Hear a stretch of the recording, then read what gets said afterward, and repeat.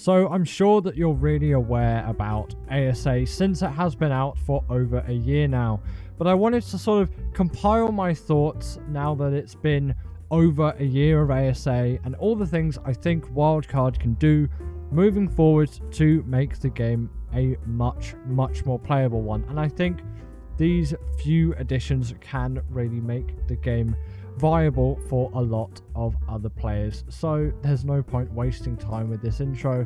We'll just get into the details of the thing.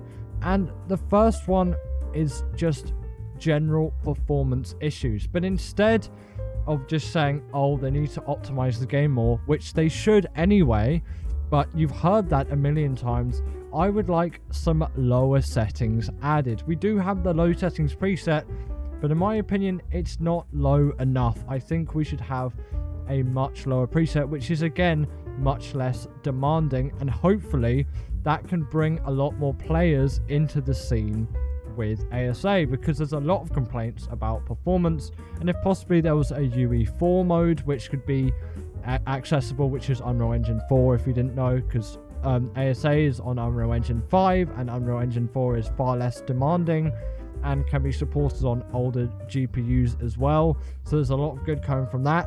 Since, you know, Ark Survival Evolved had a DirectX 11 and DirectX 10 mode, why can't we have something similar on ASA so everyone can have access to this game? As I think that would add quite a lot just to have a lower mode. But I would like to see some general optimization added further as well, because it is a little bit of a train wreck in places, especially with the stuttering issues.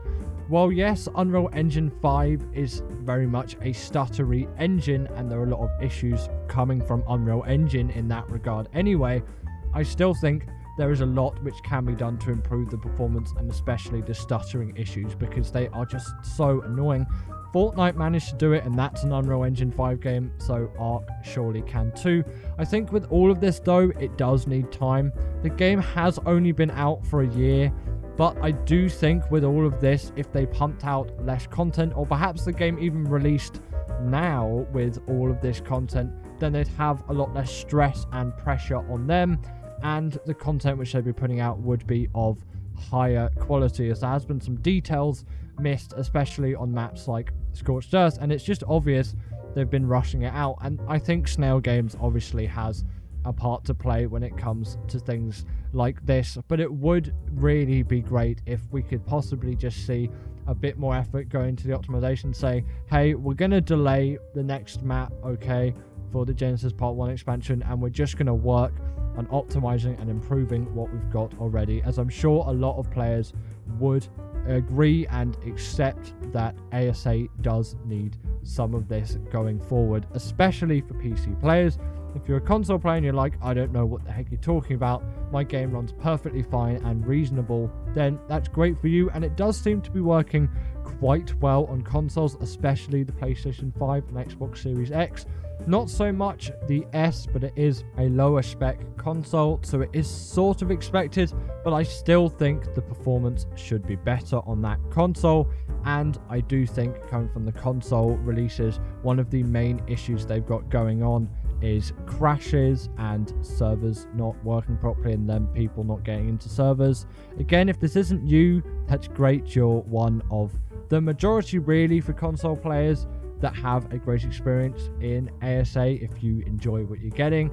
But I do think crashes are another big issue with this game, and even for console players as well, as a lot of console players in the comments of videos that I've done on similar topics like this have said the crashes are just horrendous and that's what it is for me. And then all the PC players just saying the performance is just really not where I need it. I'm running on a 4080 or something like that and I can't even get 60 frames per second. And this leads on to something which is quite a shame coming from Wildcard, and you know, is really sad, and it's covered in my recent video. I'll link a card for it here, so if you want more detail on the subject.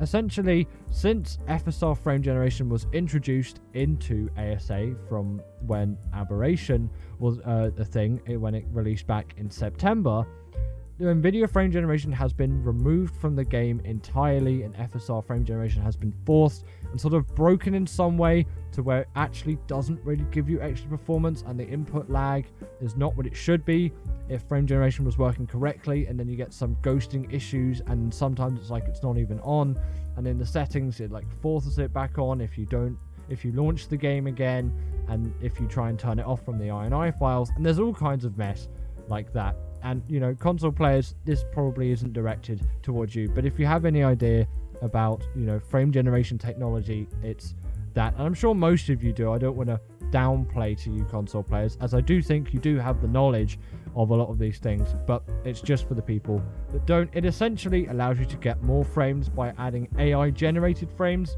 in between the frames, but it isn't working properly, and it's been forced to sort of cheat the game into feeling like it's got more performance than it actually does, sort of to hide the fact that it isn't optimized. And I think that is a really bad practice coming from Wildcard. But we'll move on from that to something else, because that does sort of anger me slightly in a way. So I do want to see those settings return. So let's move on, and this is sort of a nag for me, and I don't know if you've got similar opinions to what I have, but a lot of people have been saying the same. They much prefer the old UI from Ark Survival Evolved to Ascended. There isn't much changed. I don't really like the new cosmetics tab. I had a bit of an issue with that in the previous video that I released, because I just couldn't get my head round, because that was an extra setting in the inventory.